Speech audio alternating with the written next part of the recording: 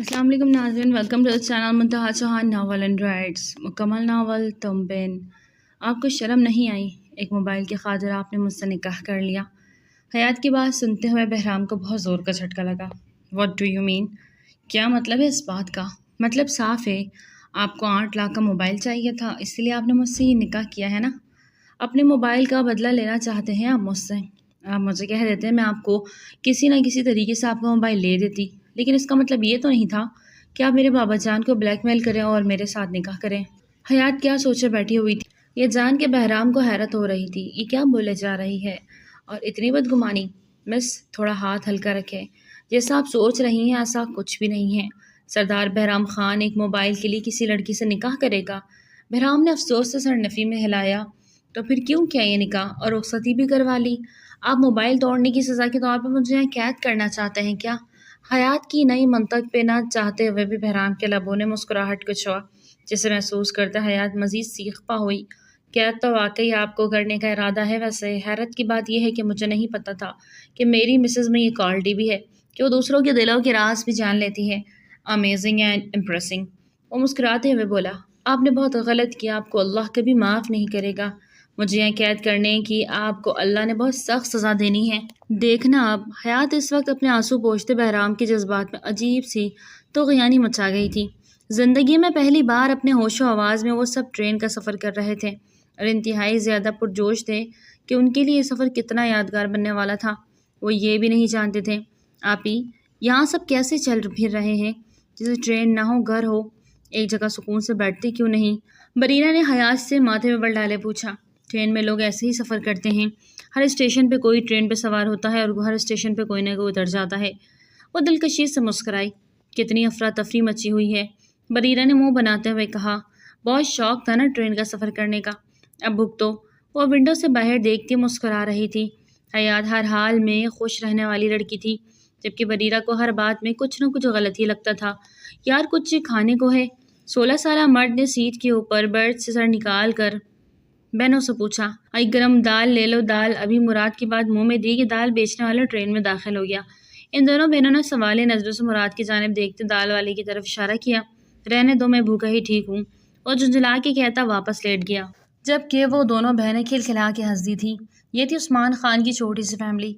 उस्मान खान की 3 औलादें थीं। 22 साल बड़ी बेटी हयात थी, जो एम इकोनॉमिक्स के बाद एक मल्टी नेशनल कंपनी में जॉब करती थी और बहुत अच्छे अहदे पर फाइज थी।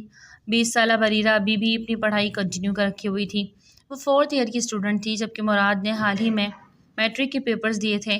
उस्मान खान एक सरकारी स्कूल टीचर थे। उनकी बीवी उसवा बेगम हाउसवाइफ थी और वो अपनी छोटी सी फैमिली के साथ इंतहाई खुश खुरम ज़िंदगी गुजार रहे थे। उनका आबाई शहर मर्दान सूबे खैबर पख्तूनख्वा में था, जो बहुत ही खूबसूरत शहर था। लेकिन किस्मत ने ऐसा खेल खेला था कि उस्मान खान अपना आबाई शहर छोड़कर पंजाब आ बसे। इस्लामाबाद शहर में उन्होंने अपनी मेहनत से घर बनाया और छोटे से घर को बहुत प्यार से सजाया। औलाद भी अल्लाह ने उनको बहुत चुन के दी थी। सभी उनके फर्माबरदार और लाडले बच्चे थे। उनका मर्दान जाना बहुत ही कम था। रिश्तेदारों में किसी की शादी या डेथ हो जाती तो उस्मान साहब अकेले ही हो आते, जबकि उनकी औलाद को अपना पंजाब ज़्यादा पसंद था। और ये कुदरती बात थी कि इंसान जहाँ पलता बढ़ता है उसे उसी जगह से मोहब्बत होती है और वो उसी से मोहब्बत करने लगता है। सब बातों की एक बात, हयात इन सब से मुख्तलिफ थी।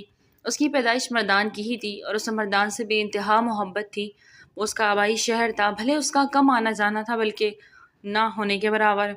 छोटे होते हैं फिर भी उस्मान साहब इन्हें ददियाल से मिलवाना ले जाया करते थे, लेकिन जब से उन्होंने होश संभाला था तब से उनका मर्दान आना जाना ख़त्म ही हो गया था।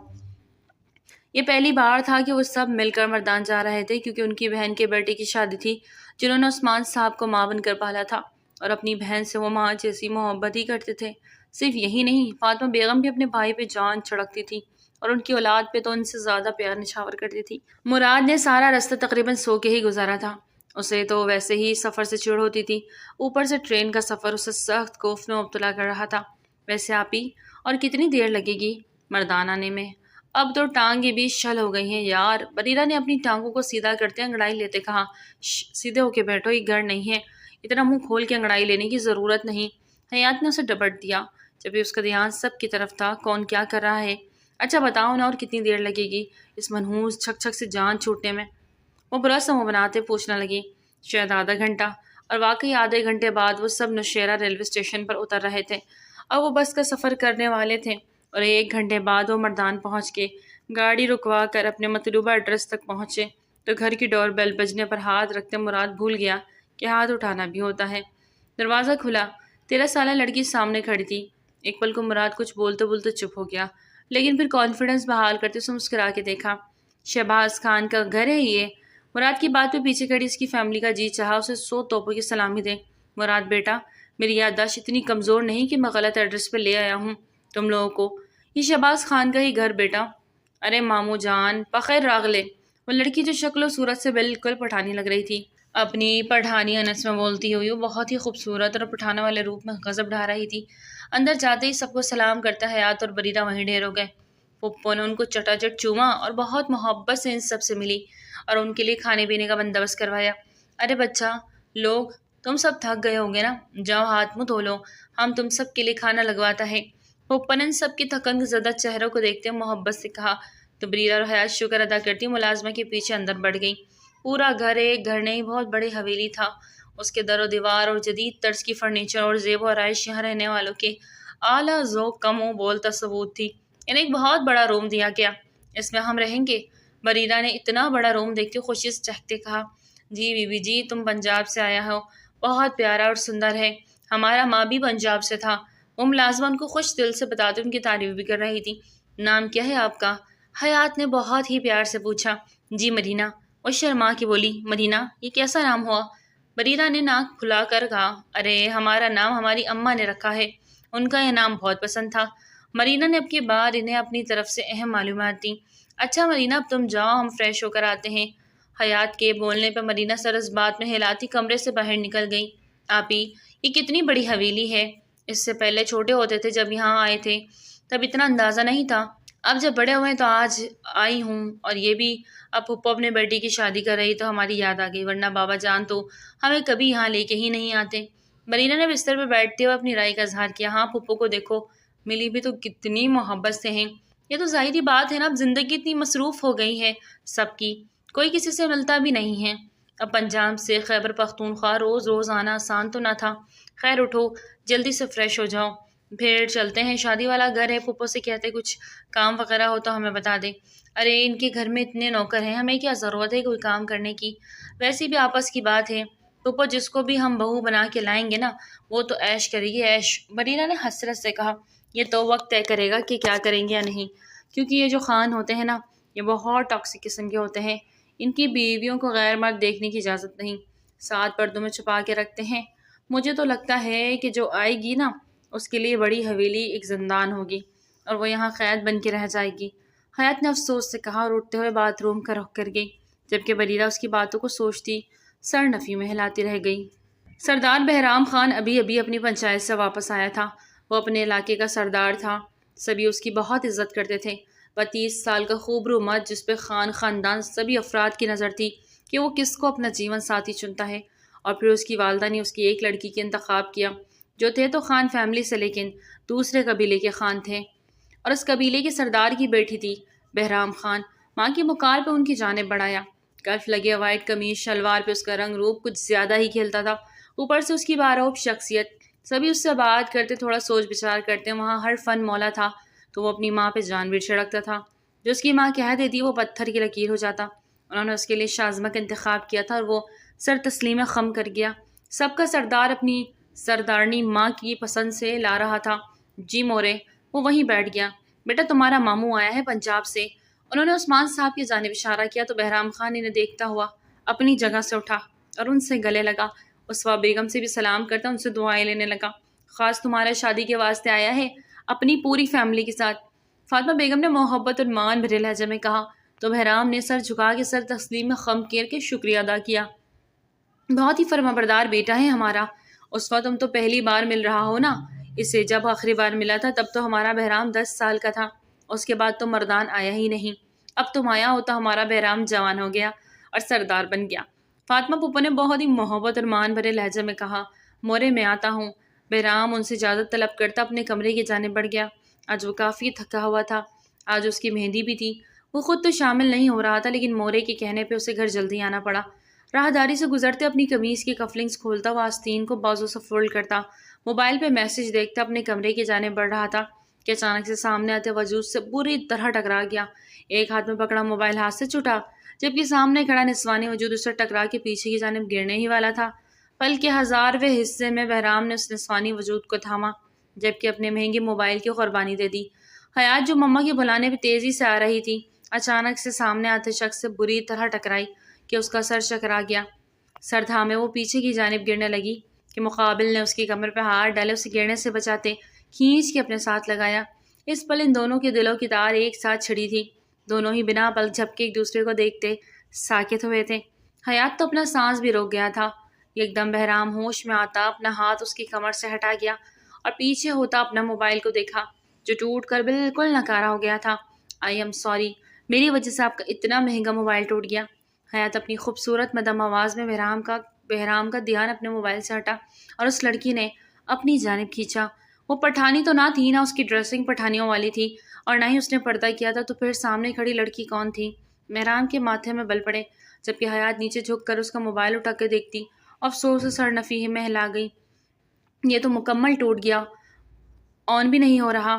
آپ کا آئی فون ویسے کتنے کا نقصان ہوا ہے آپ کا؟ حیات نے موبائل کو الٹ پلٹ کرتے دیکھتے ہوئے سرسری انداز میں پوچھا۔ 8 لاکھ کا۔ واٹ؟ کیا کہا؟ 8 لاکھ؟ حیات کو اچانک کھانسی کا دورہ پڑا۔ 8 لاکھ کا فون تھا آپ کا؟ اس نے تصدیق چاہی۔ بہرام نے اس بات میں سر ہلایا۔ وہ وہی کھڑا اس لڑکی کے چہرے کو بار بار بدلتے تاثرات دیکھنے لگا۔ ایسی بھی کیا خاص بات تھی اس میں؟ کتنا مہنگا فون ہے یہ؟ میرا تو بس 50,000 کا ہے۔ یہ دیکھیے وہی سارے فیچرز ہیں جو آپ کے موبائل میں ہوں گے یقیناً۔ آپ بہت فضول خرچ انسان ہیں۔ کھڑے کھڑے حیات نے اس پر اچھا خاصا تبصرہ کر دیا، یہ جانے بغیر کہ وہ اپنے علاقے کا سردار ہے، وہ اس طرح کے کئی فون لے سکتا تھا۔ یہ میرا فون دیں گی مجھے؟ بہرام نے اس کے ہاتھ سے اپنا فون واپس مانگا۔ ہاں ہاں لے لیں، میں نے کیا کرنا ہے اس ٹوٹے ہوئے فون کا؟ ویسے بھی اتنا مہنگا فون لینے کی تو تک ہی نہیں بنتی، ذرا سا گرنے سے یہ ٹھوکر لگ رہے سے ٹوٹ گیا۔ حیات نے افسوس سے کہتے قدم آگے بڑھائے۔ آپ کا 50,000 کا فون تو کافی اچھا ہوگا، گرنے سے ٹوٹے گا بھی نہیں، ہے نا؟ ایک ڈیمو دیکھ لیتے ہیں۔ بہرام نے اس کے ہاتھ سے ایک موبائل لیتے نیچے پھینکا، گرتے اسکرین چکنا چور ہو گئی۔ حیات حیرت سے منہ کھولے آنکھیں پھاڑے کھڑی اپنے موبائل کو زمین پہ بدحالی سے تڑپتا دیکھ رہی تھی۔ اسے یقین ہی نہیں آ رہا تھا کہ سامنے والے نے اس کے موبائل کو پلک جھپکتے نیچے پھینکتے توڑ دیا۔ اوہو ویری سیڈ، یہ بھی ویسا ہی نکلا، بہرام نے افسوس سے کہا۔ حیات نے آنسو سے بھری آنکھوں سے اس کی جانب دیکھا۔ بہرام اس کی آنکھوں کی نمی دیکھتا بری طرح ٹھٹکا، اس کی آنکھوں میں آنسو دیکھتا وہ بے چین ہوا۔ اس سے پہلے کہ وہ کچھ کہتا حیات وہاں سے چلی گئی۔ اس کی آنکھوں میں آئے آنسو گالوں میں بہتے اس کا بھرم توڑتے، اس سے پہلے وہ وہاں سے واپس اپنے کمرے کی جانب چلے گی۔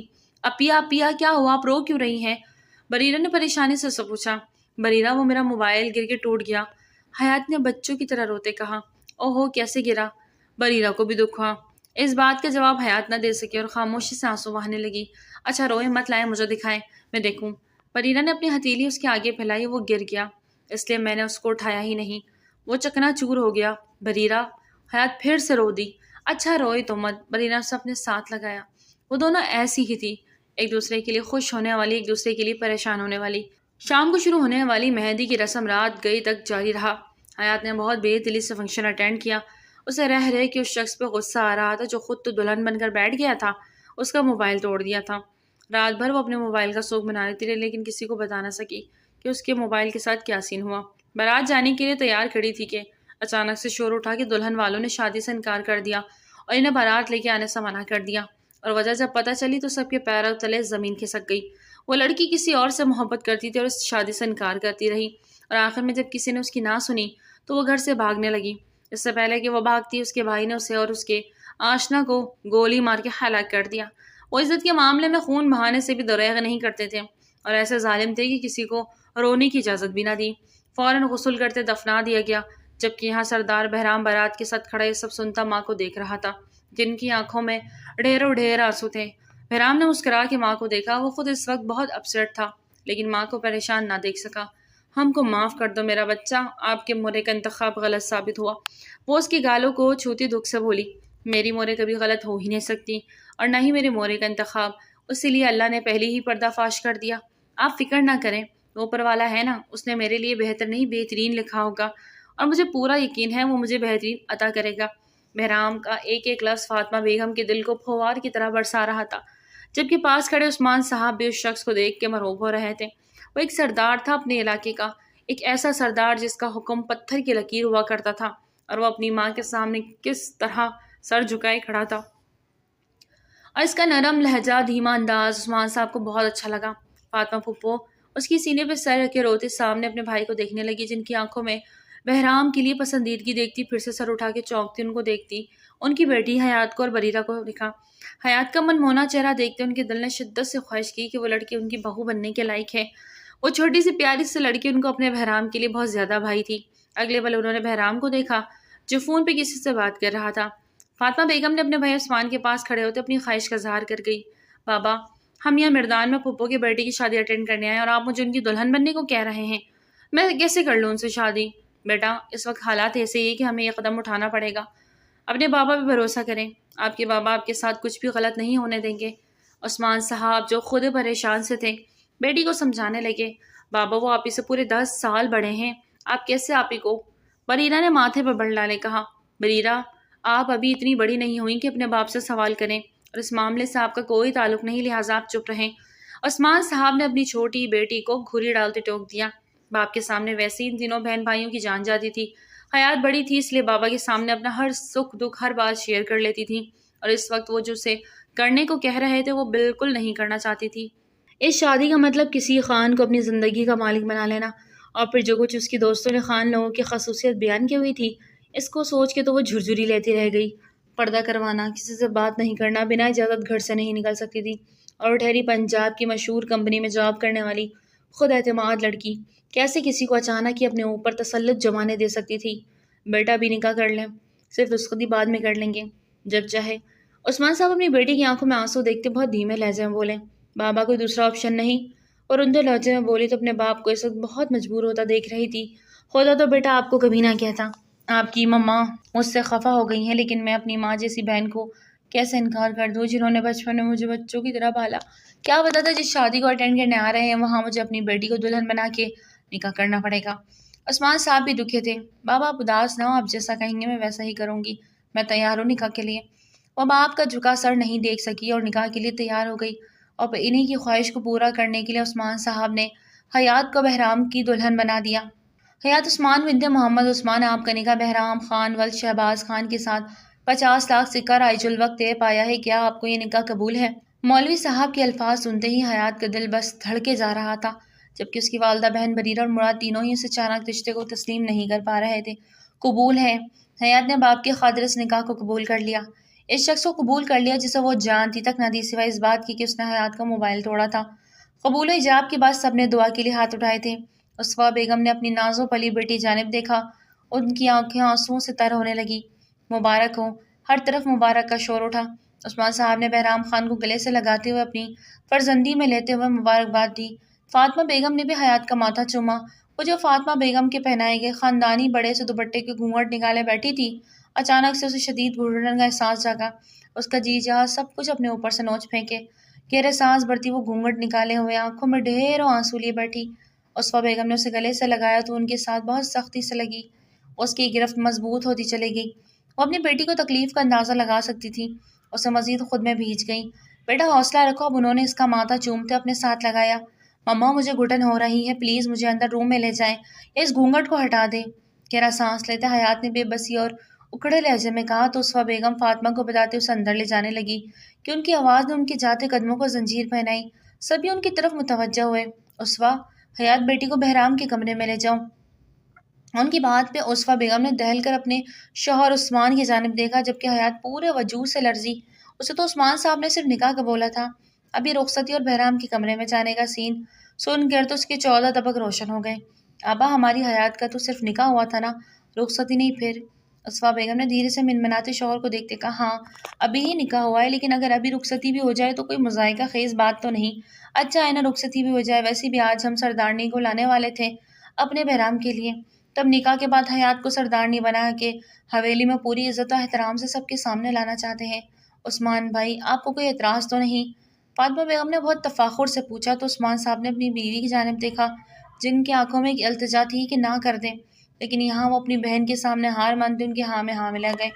اسوا بیگم بہت افسوس سے شوہر کو دیکھتی رہ گئی اور حیات کو لیے بہرام کے کمرے کی جانب بڑھی۔ کمرے میں آتے ہی حیات نے گھونگھٹ اتار کے دور چھالا۔ رو رو کے اس کا برا حال ہو گیا۔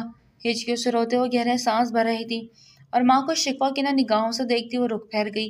حیات، مت لے میرا نام، کوئی حق نہیں ہے آپ کو۔ مظاہرات چبائے بری طرح رو دی۔ حیات میری بچی، اپنی ماں کو معاف کر دو۔ تمہارے باپ کے سامنے تمہاری ماں کمزور پڑ گئی۔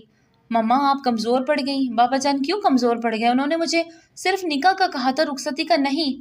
انہوں نے کس وجہ سے آج میری رخصتی کر دی؟ کیوں مان رہے ہیں وہ ان کی ساری باتیں؟ بتائیں نا ماما کیوں؟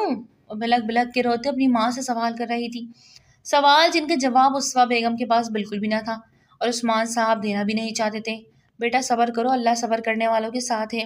ہو سکتا ہے اس رخصتی میں تمہاری بہتری چھپی ہو۔ اسوا بیگم نے اس کا دماغ نیگیٹیوٹی سے ہٹا کر اچھی بات کی طرف کرنا چاہا، کیونکہ نکاح تو ہو چکا تھا نا۔ کسی بھی قسم کی بدمزگی پیدا کر کے وہ پہلے دن بہرام اور حیات کے بیچ میں کوئی پھوٹ نہیں ڈلوانا چاہتی تھی۔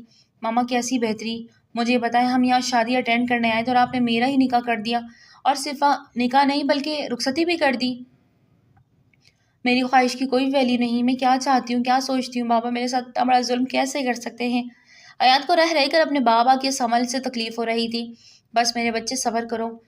اسوا بیگم نے اپنے آنسو پونچھے اور اپنی بیٹی کی شادی پنجاب میں ہی کرنا چاہتی تھی، جہاں کے ماحول کو ان کی بیٹی عادی تھی۔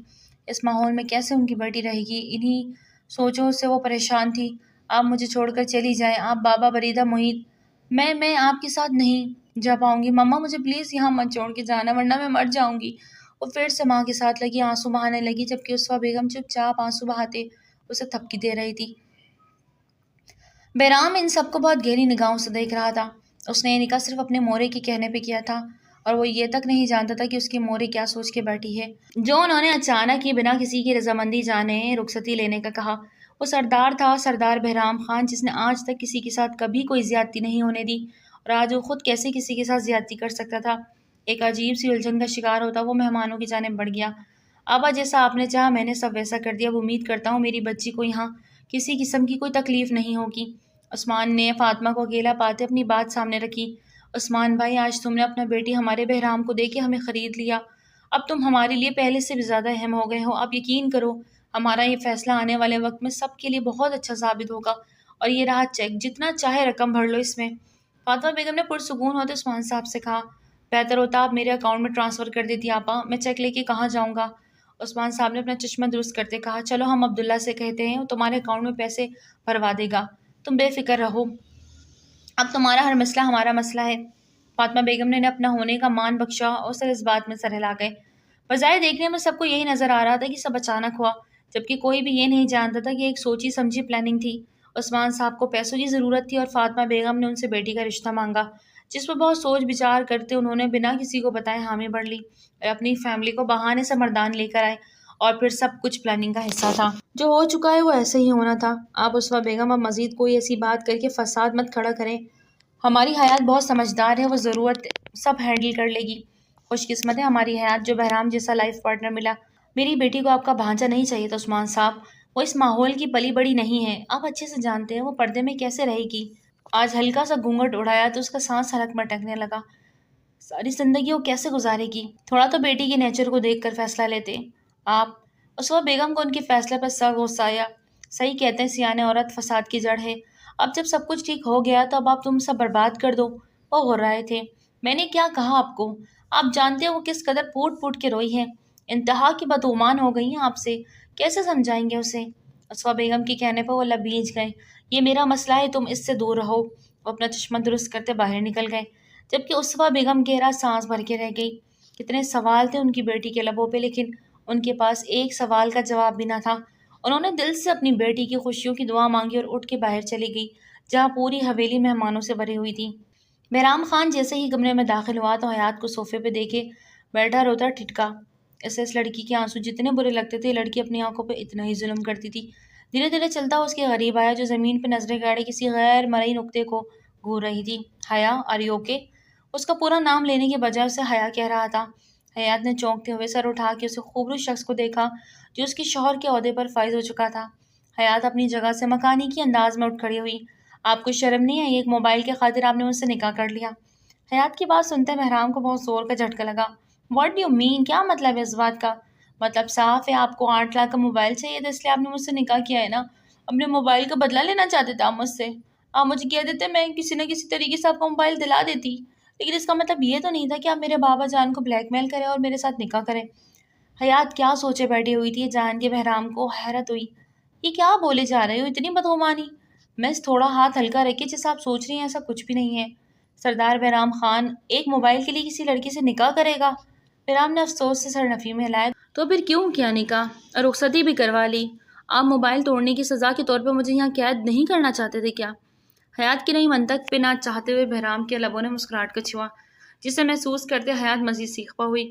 قید تو واقعی آپ کو کرنے کا ارادہ ہے، ویسے حیرت کی بات ہے، مجھے نہیں پتا تھا میری مسز میں یہ کوالٹی بھی ہے کہ وہ دوسروں کے دلوں کا راز بھی جان لیتی ہے۔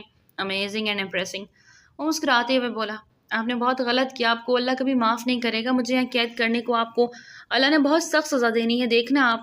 حیات اس وقت اپنے آنسو پوچھتے بہرام کے جذبات میں عجیب سی توغوانیاں مچا گئی۔ وہ لڑکی جو آج اس کی بیوی بننے والی تھی، اس کو وہ جانتا نہ تھا، نہ اسے دیکھا، نہ اس میں انٹرسٹ لیا، لیکن سامنے کھڑی لڑکی اسے ایک عجیب سی انسیت ہونے لگی تھی۔ اس کے لیے بہرام کے جذبات اتنے جلدی جاگے تھے، وہ خود بھی حیران رہ گیا۔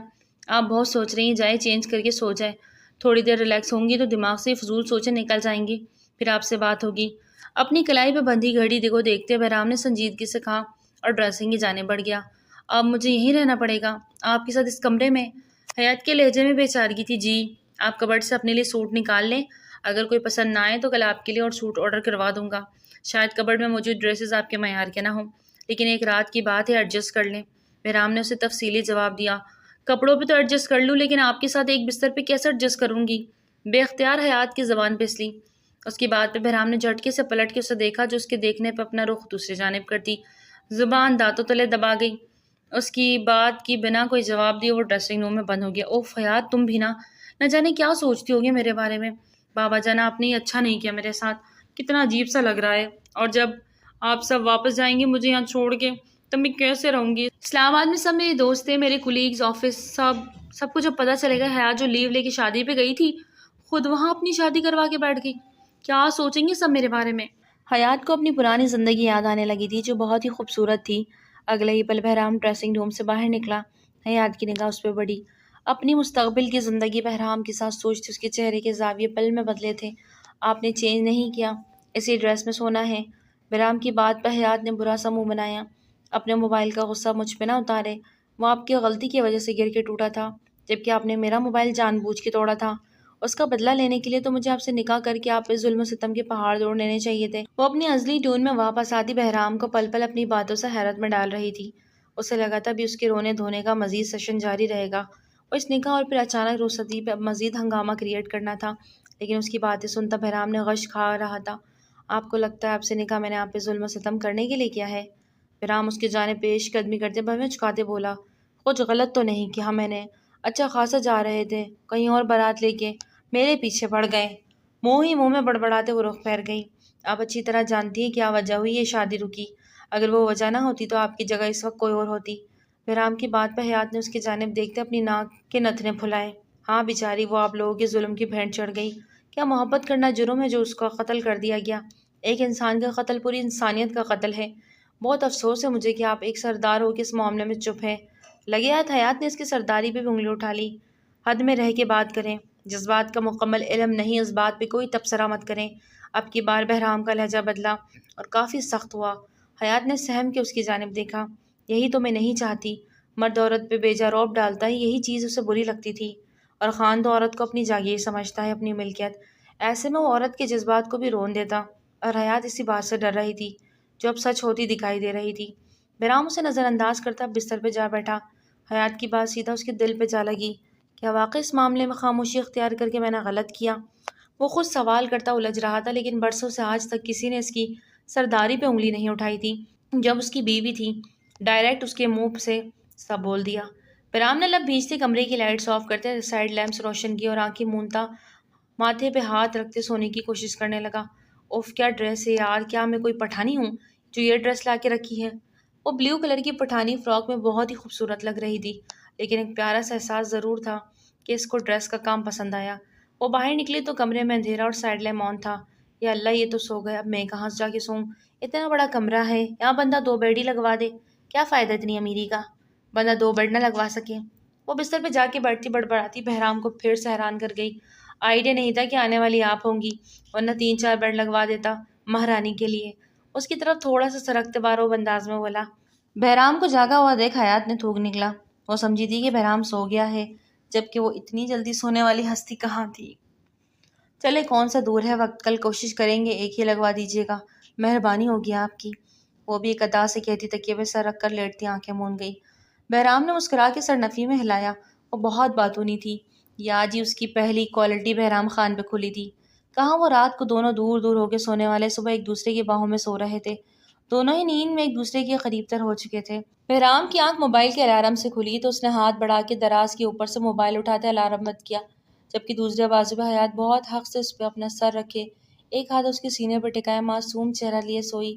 وہ سیدھا بہرام کے دل میں اتر رہی تھی۔ اس کا نازک سراپا بہرام کو پھر سے اپنی طرف کھینچ رہا تھا۔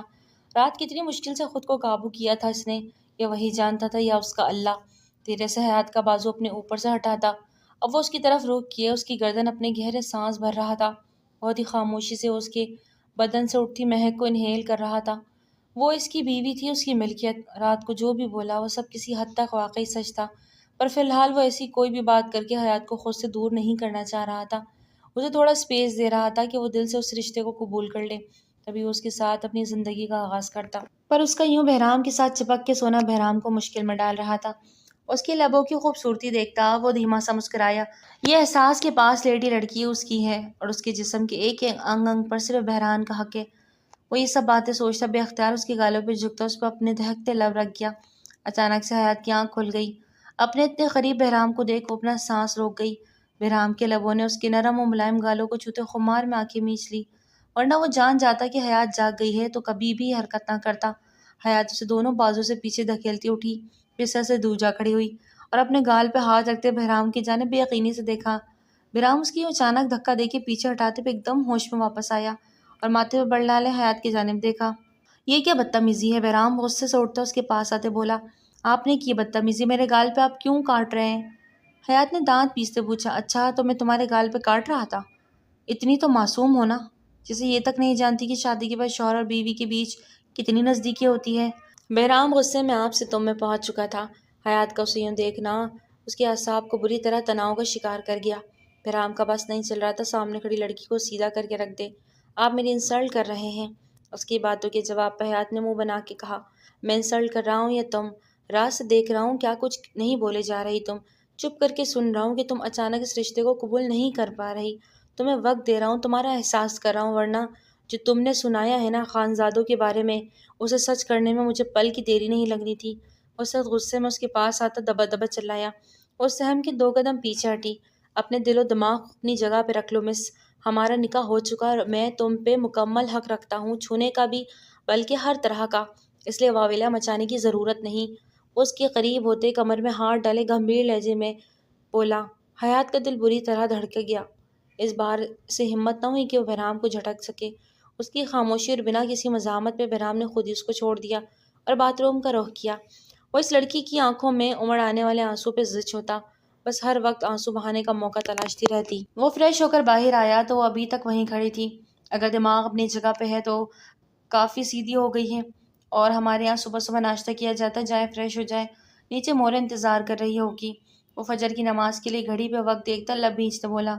آج پہلی بار اس کی فجر قضا ہوئی تھی، لیکن وہ پھر بھی ادا کرنے کے غرض سے کمرے سے منسلک پریئر روم میں چلا گیا۔ حیات منہ بناتے باتھ روم کا رخ کر چکی تھی۔ اب وہ کسی اور ڈریس میں تھی، وہ بھی پیور پٹھانی والا ڈریس۔ اسے ان سب ڈریسز سے الجھن ہونے لگی تھی، لیکن اس وقت اس کی مجبوری تھی، اسے وہی سب زیب تن کرنا تھا جو شاید بہرام کی دلہن کے لیے رکھے گئے ڈریسز تھے۔ ناشتے کی ٹیبل پہ سبھی ان دونوں کا بے صبری سے انتظار کر رہے تھے، لیکن عثمان صاحب کی بے صبری کی وجہ کوئی اور نہیں جانتا تھا۔ جیسے حیات کو بہرام کے ساتھ نیچے آتا دیکھا تو انہیں جیسے سکون سا محسوس ہوا۔ بیٹی کے چہرے پہ اگر خوشی کا رنگ دکھائی نہ دیا تو ملال بھی نہ تھا۔ السلام علیکم۔ بہرام نے آگے بڑھ کر خوشی سے مورے کو سلام کیا۔ جیتے رہو بچہ، تو بھی اس سے پیار کرتے دل سے بولی۔ حیات نے بھی آگے بڑھ کر سلام کیا تو فاطمہ بیگم نے اسے پیار کیا۔ سب سے سلام کے بعد وہ خاموشی سے ناشتہ کرنے لگی، کیونکہ خان حویلی میں کھانے کے دوران کوئی بھی بات کرنے کی اجازت نہ تھی۔ سب ناشتے کے دوران ایک دوسرے کو گہری اور معنی خیز نظروں سے دیکھتے رہے، جبکہ حیات سر جھکائے برائے نام ناشتہ کر رہی تھی۔ پٹھانیوں والی لباس میں حیات کو دیکھتے بریرہ کو الجھن ہو رہی تھی۔ عثمان بھائی صاحب، آج رات کا ولیمہ ہے تو الحمدللہ سب تیاریاں مکمل ہے، اور آپ آج جانے کی باتیں کر رہا ہے۔ ناشتے سے فری ہوتے ہی فاطمہ بیگم نے عثمان سے کہا تو حیات نے حیرت اور پریشانی سے باپ کو دیکھا۔ آپا، ایک بہت ضروری کام آ پڑا ہے، جانا ضروری ہے تو کبھی نہ کہتا۔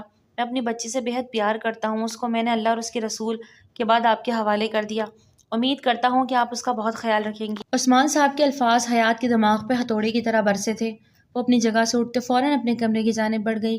آنکھوں میں آنسوؤں کا طوفان امڑ آیا تھا۔ وہ اب کمرے میں آتے پھوٹ پھوٹ کے رو دی۔ ماں باپ کا یوں جانے پہ وہ بہت پینک ہو رہی تھی۔ عثمان صاحب اور رسوا بیگم، بریرہ، مراد سب اس کے روم میں آتے اس کو روتا دیکھ پریشان ہو گئے۔ حیات، میری بچی رو مت، اللہ کے فیصلوں کو دل سے قبول کر لو۔ وہ پھر سے اسے سمجھانے لگے۔ مما، مجھے چھوڑ کے مت جائے، میں نے آپ کے ساتھ جانا ہے پلیز۔ وہ روتے ہوئے التجائی انداز میں بولی، بیٹا اب آپ کا یہی گھر ہے اور خاندان کی بہو ہیں آپ، اکلوتی بہو، اس علاقے کی سردار کی بیوی، سردارنی ہو آپ۔ اپنا رتبہ پہچانو۔ جب اللہ نے اتنی عزت اور مرتبہ سے نوازا ہے تو اس کا شکر ادا کرو۔ ہر کام میں اللہ کی بہتری چھپی ہوتی ہے۔ بس خود کو تھکاؤ مت اور رونا بند کرو میری شہزادی، سب ٹھیک ہو جائے گا۔ عثمان صاحب نے اس کے سر پہ شفقت بھرا ہاتھ پھیرا تو وہ شکوہ کنہ نگاہوں سے باپ کو دیکھتی ان کے سینے سے لگ گئی۔ وہ باپ سے جنونی حد تک محبت کرتی تھی، یہی وجہ تھی کہ اپنے آپ کو نکاح کے لیے پیش کر دیا۔ بریرہ بہن سے ملی تو دونوں ہی رو رہی تھی۔ آپ کے بنا واپس جانے کا سوچا تک نہیں تھا۔ بریرہ کی بات پہ حیات کا دل پھر سے بھر آیا۔ پلیز بابا جان رک جائیں، کل چلے جانا۔ وہ التجا کر رہی تھی، بیٹا آفس سے کال آئی ہے، ایمرجنسی پہ بلایا ہے، کل صبح میٹنگ ہے، آج جائیں گے تو کل ہی پہنچ پائیں گے، ورنہ آپ کو پتہ ہے ہم نے ابھی اور رہنا تھا۔ اسے سمجھاتے ہوئے بولے اور پھر وہ حیات سے ملتے باہر آئے۔ فاطمہ بیگم سے ملاقات کے بعد وہ بہرام سے مل رہے تھے۔ بیٹا، میری بیٹی تھوڑی جذباتی ہے لیکن دل کی بہت اچھی ہے، امید کرتا ہوں سب سنبھال لو گے۔ اسے دیکھتے پیار سے بولے تو وہ اس بات میں سر ہلا گیا اور پھر وہ سب چلے گئے حیات کو وہیں چھوڑ کے۔ حیات کا دل کتنی بری طرح دکھا وہ بیان نہیں کر سکتی تھی۔ سارا دن وہ کمرے میں بند رہی۔ رات کو ولیمے کے لیے اسے 2 لڑکیاں اور 3 ملازمائیں تیار کرنے کے لیے آئیں۔ ولیمے کی تقریب خان حویلی میں ہی رکھی گئی تھی، لیکن بہت شاندار پیمانے پہ کہ دیکھنے والے ہر آنکھ ہی حیران رہے۔ ولیمہ سے فارغ ہوتے ہی حیات کو واپس روم میں پہنچا دے گیا۔ اسے اپنے ماں باپ کی شدت سے یاد آ رہی تھی۔ انہیں فون کرنا چاہتی تھی، ان سے بات کرنا چاہتی تھی، لیکن اس کے پاس موبائل نہیں تھا۔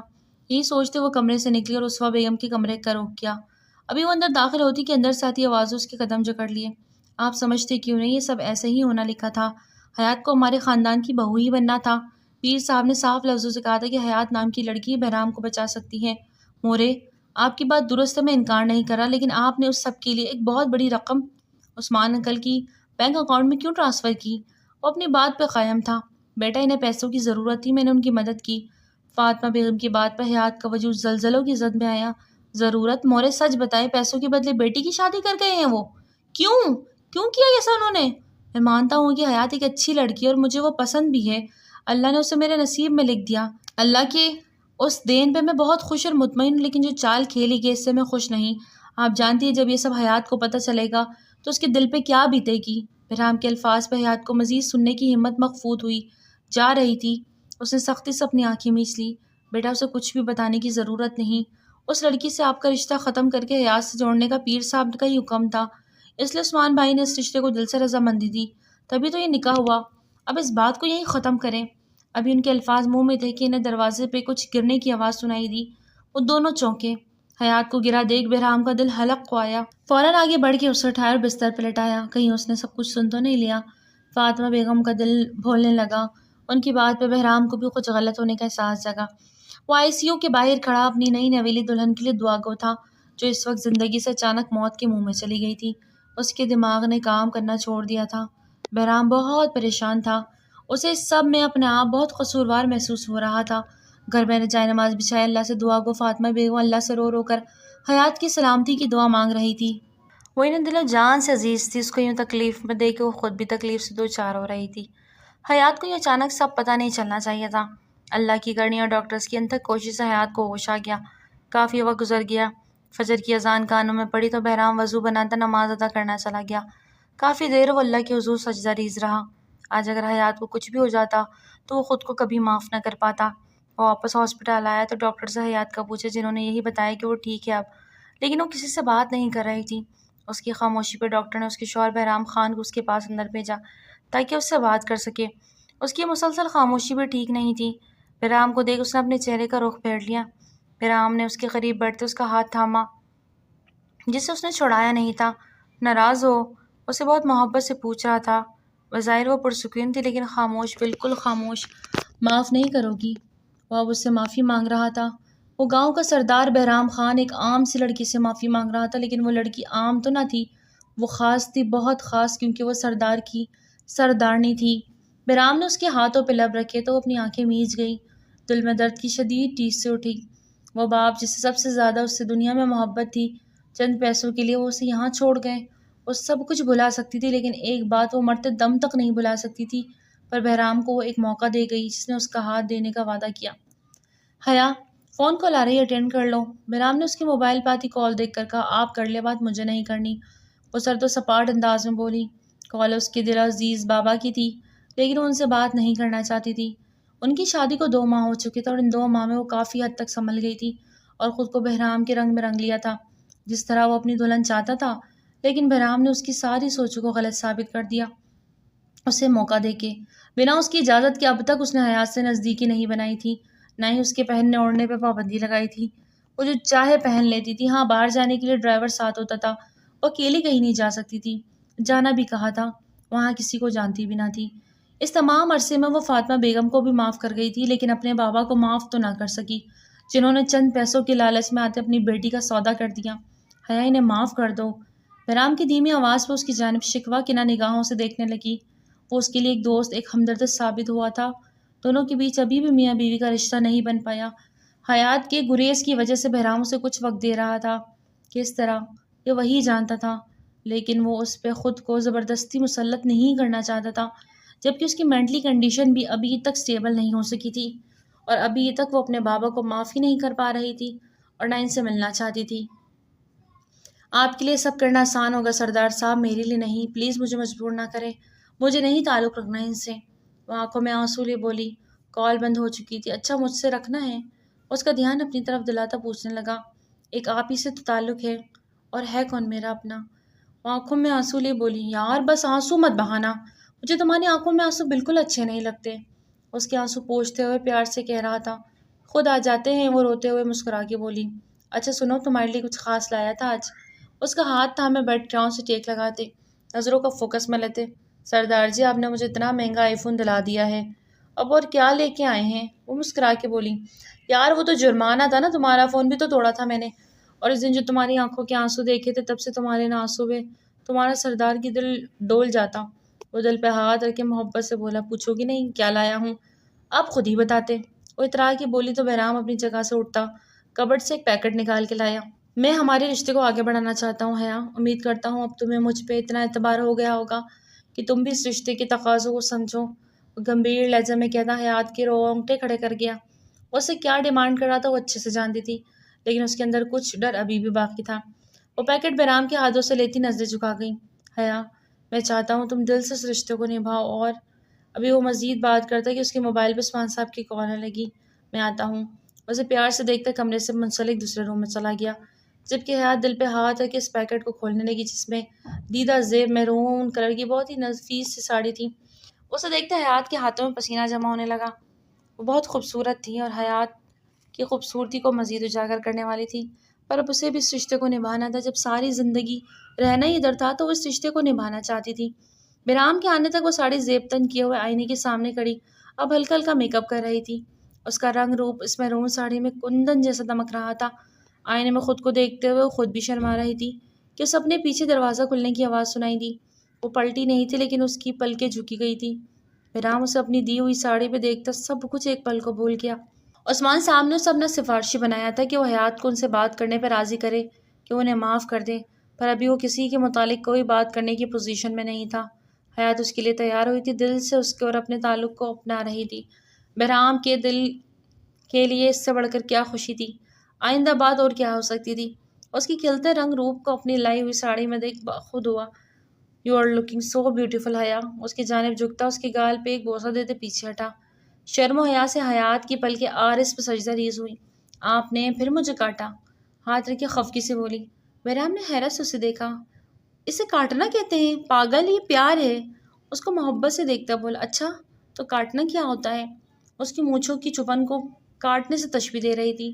کاٹنا؟ وہ مانی خیزی سے اسے دیکھتا، اس کی کمر پہ ہاتھ ڈالے اس کو خود سے قریب تر کرتا، اپنے سینے میں بھیجتا، اس کے لبوں کو نشانہ بنا گیا۔ اس قدر وافردگی سے اپنے لبوں پہ تسلط جمائے دیکھ وہ جی جان سے کانپی تھی۔ پیچھے ہٹتے ہوئے دانتوں سے اس کے بالائی لب پہ ہلکا کاٹ گیا۔ حیات نے خفگی سے دیکھا، اپنی میری لپسٹک کھا لی۔ اب کی بار اپنے اوپر نیا الزام لگاتے دیکھ بحرام کیا کہ حیرت سے کھلی۔ میں نے تمہیں بتایا کاٹنا کسے کہتے ہیں، لیکن شاید تمہیں ابھی نہیں پتا کہ کاٹنے کا درد کیسا ہوتا ہے۔ Let's come here baby. اسے گھینچ کے اپنی گود میں بھر گیا۔ وہ گھبرا گئی۔ سردار ہوں سردار، اس کی ناک سے ناک رب کرتا، گمبھیر لہجے میں بولتا، اسے مکمل چپ کروا گیا۔ بستر پہ لے جاتے وہ اس پہ آج گھٹا بن کے چھایا اور اپنے شوہر کے ساتھ حق حلال کا تعلق جوڑتے خوش و مطمئن تھی۔ وقت گزرنے کے ساتھ سب کچھ اچھا ہو گیا اور وہ اسے اپنا نصیب سمجھ گئی اور اپنے بابا کو بھی معاف کر دیا، لیکن اللہ جانتا ہے اس کے دل کے پتھر سے موم کب ہونا تھا۔ آج کا ناول تھا یہیں تک۔ امید کرتی ہوں ناول آپ کو بہت پسند آیا ہوگا۔ پھر ملتے ہیں نیو ناول کے ساتھ، تب تک اپنا بہت زیادہ خیال رکھیے۔ چلتے ٹھیک ہے، اللہ حافظ۔